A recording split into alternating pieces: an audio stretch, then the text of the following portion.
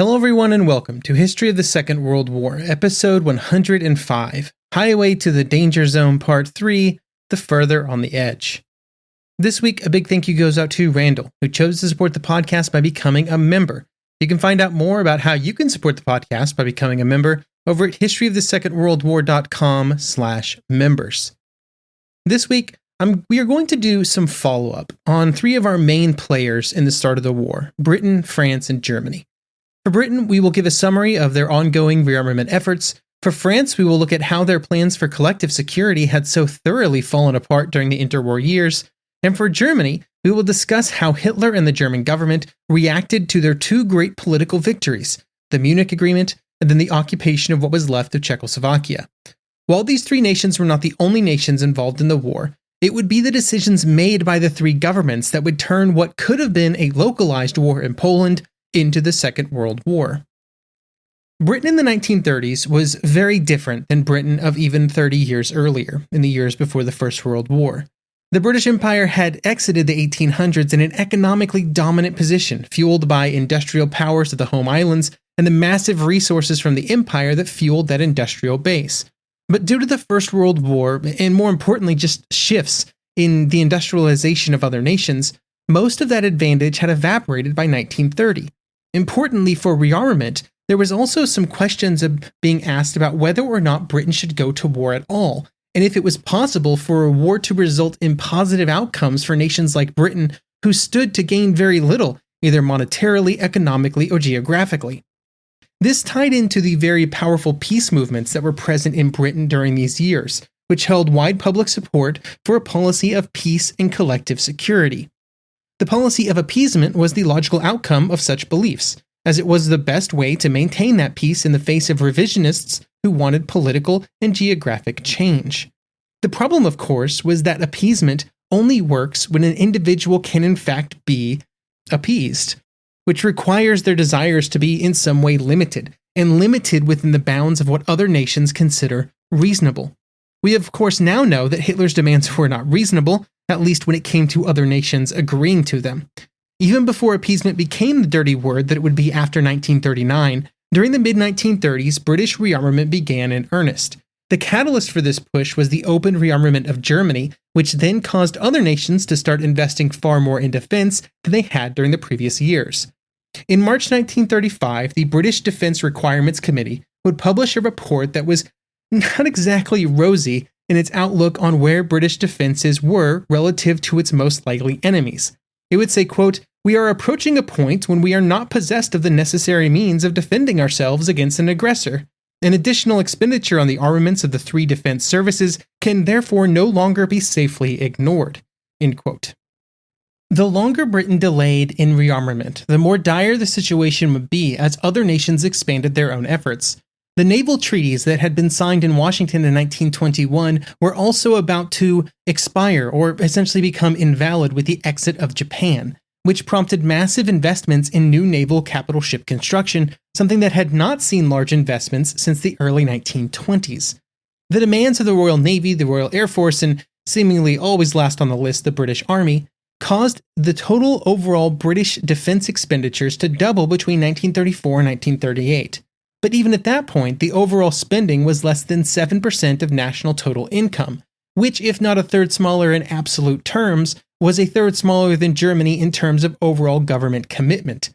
For reference, in 2022, many larger nations hover around the 2% of GDP on defense, with big spenders like the United States and Russia doubling that figure. While the percentage number may not have been very impressive, the effects of the millions and millions in government spending on the economy was very positive. Military industries had to rapidly expand their spending and their employment numbers to meet the new and growing government demands.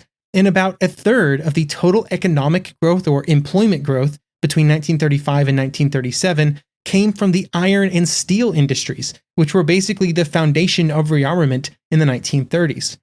It quickly got to the point where there was a serious lack of workers, especially skilled workers, the number of which had shriveled in the early 1930s during the harsh economic climate of the slump. By the time that Germany invaded Poland, British rearmament efforts were outpacing that of Germany, but then Germany had its string of great victories. Britain and France were not in a position in 1939 to attack Germany, but over the first 9 months of the war, their inability to contain German expansion robbed them of the dominant economic position they had enjoyed during the First World War. With Italy, Eastern Europe, their conquest in Norway, and good relations with other Nordic countries, the wide expanses of the British Empire would shift from a competitive advantage to a strategic nightmare, as they were not able to properly take advantage of the better economic situation they had experienced after 1914. While Britain had based much of its pre-war planning on its ability to economically outpace Germany when it counted, France had long prepared a different strategy: diplomatic encirclement. Basically, France wanted friends, and as many as it could get, to combat Germany.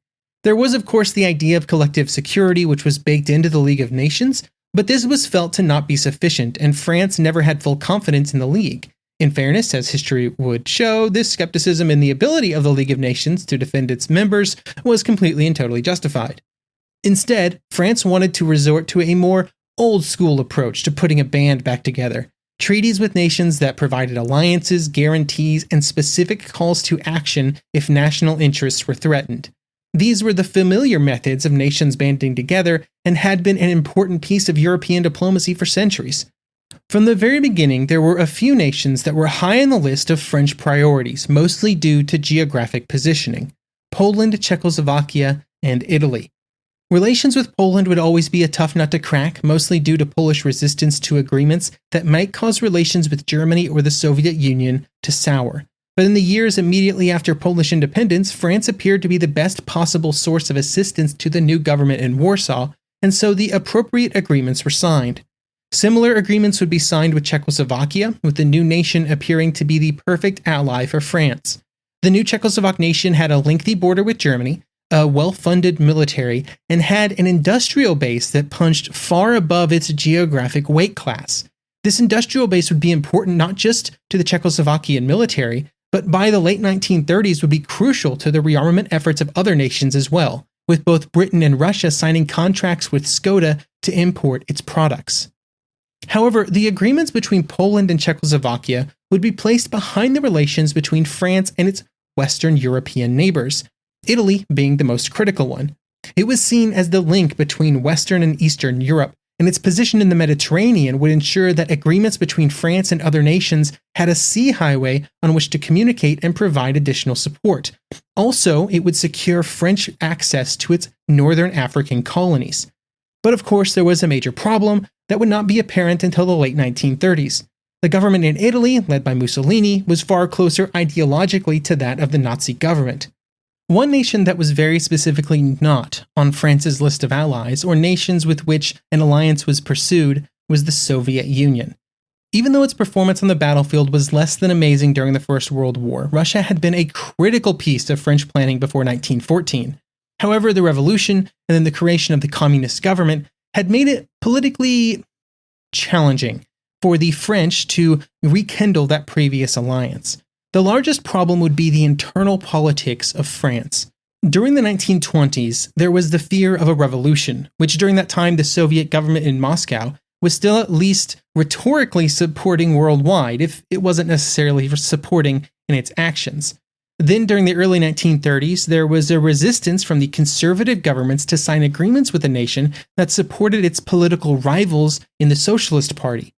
When the Popular Front came to power, there was then the desire of the socialist leaders to push back against the persistent rumors circulated by their political rivals that they were just puppets of Moscow. There was also honestly just a general anti-communist view from many important members of French politics and industry that would always advocate for a rejection of relations with Soviet Union that were beyond just the most essential, like simple economic agreements. But the failure to form a close relationship with the Soviet Union was not France's biggest problem, but instead its inability to proactively assist its allies really anywhere. The French military had become very defensive in its outlook after the First World War, and it would never really move away from this view. This meant that when the nations of Eastern Europe were threatened, the French army found itself unable to assert itself when needed. At no time was this more apparent and crucial than in the run-up to the Munich Agreement. Even if the political will had been present to go to war over the Sudetenland question, the French military cautioned against it. This fed into the existing proclivity of the French government to value one relationship above all others: close relationships with London. And with Chamberlain and the British government pushing for appeasement, there was little that Daladier and the French could do to counteract such actions. In his book, France and the Nazi Threat, Jean-Baptiste Duracell would say, quote, "The government was well aware that France had abandoned an ally strategically placed in a difficult position, but well armed nevertheless.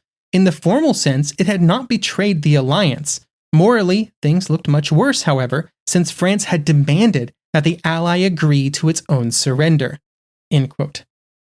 Once the Munich Agreement was signed and France's closest ally in Eastern Europe greatly reduced in potency, it was locked into relations with Britain as not just the preferred route forward, but the only path forward.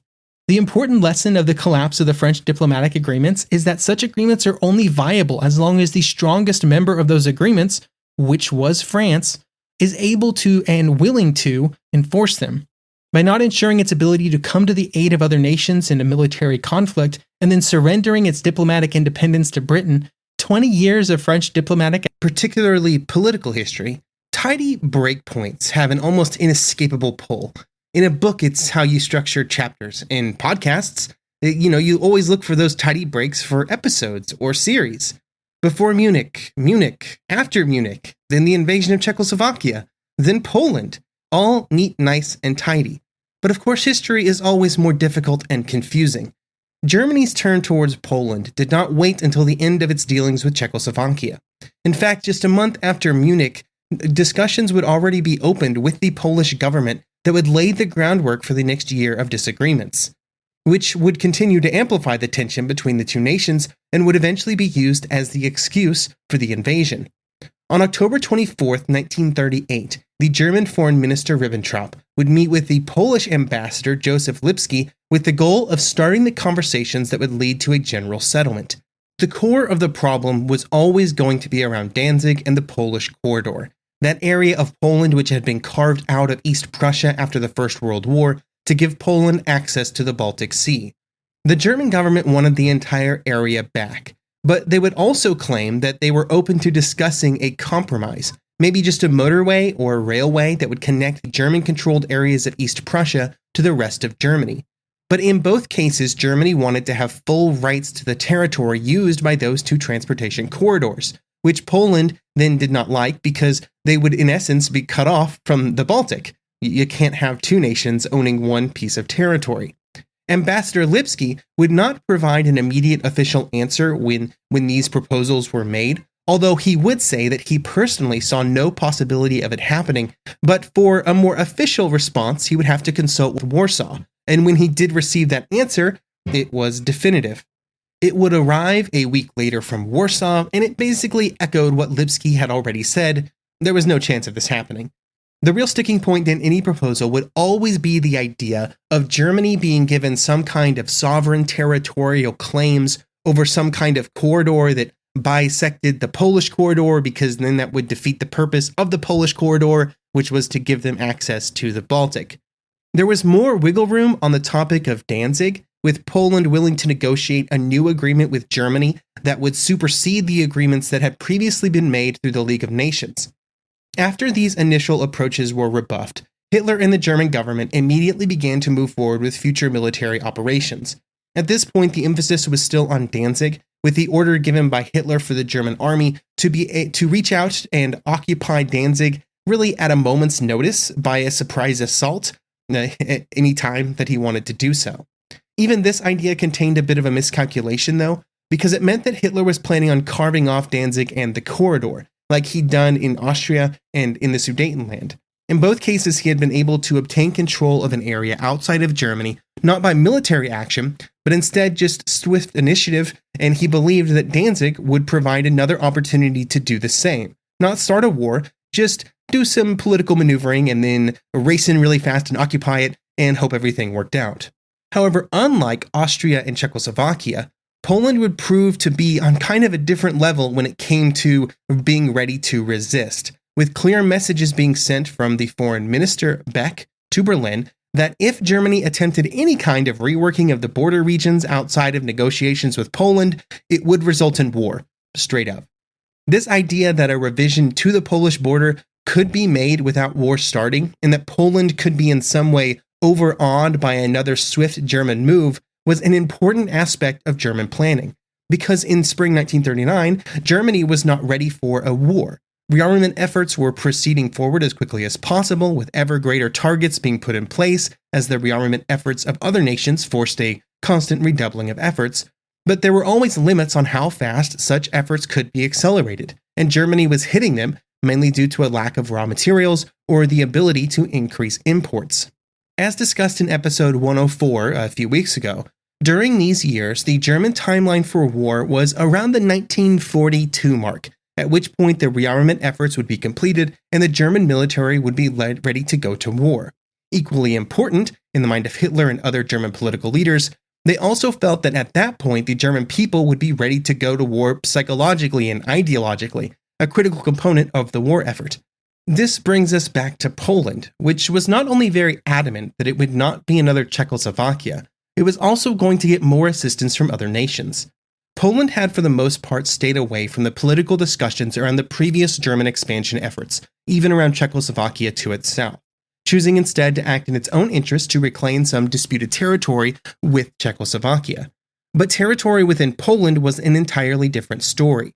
To defend its territory, Poland was ready and willing to go to war, and it would receive the Anglo-French guarantee in the spring and summer of 1939, which we will discuss next episode, which would make it able to go to war because it would have allies. While all of these things were happening with Poland, another area of effort by the German government was around the Memel area. Memel was part of a small strip of territory that had been removed from East Prussia by the Treaty of Versailles and put under League of Nations administration before being handed over to Lithuania in 1923. As with every other area of previously German territory that had been passed to another nation by the Treaty of Versailles, there were many in Germany that were not really a big fan of the fact that it was now controlled by Lithuania. Immediately after action had been taken in Czechoslovakia, moves began that would see Memel transferred to Germany. The key role on the German side would be played by the German Navy, which would dispatch the pocket battleship Deutschland to Memel. On March 20th, Ribbentrop would present an ultimatum to the Lithuanian foreign minister, demanding that the government hand over the area. The agreement would eventually be made, which was kind of inevitable. Lithuania couldn't resist Germany. Tensions had been rising in the area as well, due in no small part to Nazi agitation. And so the situation in the area was really reaching a boiling point. It was kind of at the point where there was going to be a local revolt against Lithuanian control. Most importantly for Hitler, who was on the Deutschland, sort of out at sea, getting the agreement directly from the Lithuanian government, instead of after fighting had broken out, provided the next in a long series of diplomatic victories. Hitler would enter the city on the afternoon of March 23rd to celebrate another great victory, and another great political victory. Once again, he had demanded something from another nation, and he had received it. In the months after Prague and Memel, other pieces began to fall into place as Hitler and the German government sought to make its next move. In May, the Pact of Steel, the alliance with Italy, would be signed, providing Germany with what was, at the moment, its only real ally in case of war. Italy would make these commitments without the full information about German intentions, because the very next day after the treaty had been signed, Hitler would make it clear to German military leaders that he believed that war was inevitable. He based this fact on Germany's economic problems becoming worse as it tried to strengthen its military. The only solution for this came back to the idea at the core of the entire Nazi ideology, Lebensraum in Eastern Europe, land for the German people. What was clear from the meeting between Hitler and the German military was that Germany would go to war with Poland, and all of the diplomatic maneuverings over the following months would simply be a diversion. Planning would proceed very rapidly over the following weeks, and Case White for the German invasion of Poland would begin to evolve. The first draft would be presented to Hitler on June 15th, with the plan developed by Brauchitsch and the German High Command. The basic structure was already in place for what would happen later in the year. 2 army groups, one in the north moving south, one in the south moving north. They would converge on Warsaw and then work their way east, mopping up Polish troops as they went. Other clear preparations for war began outside of the planning divisions of the General Staff, which had been in some way planning for war for many years. That is why General Staffs exists after all. They make plans for war. But elsewhere, outside of just that group of officers, other work was also being done, including work by the Minister of Economics to begin considering how to handle the possibility of an influx of prisoners of war. In July, emergency meetings would be held to determine how best to put the West Wall fortifications into the best possible position to defend against a French attack by the end of August. Germany was preparing for war by the spring of 1939.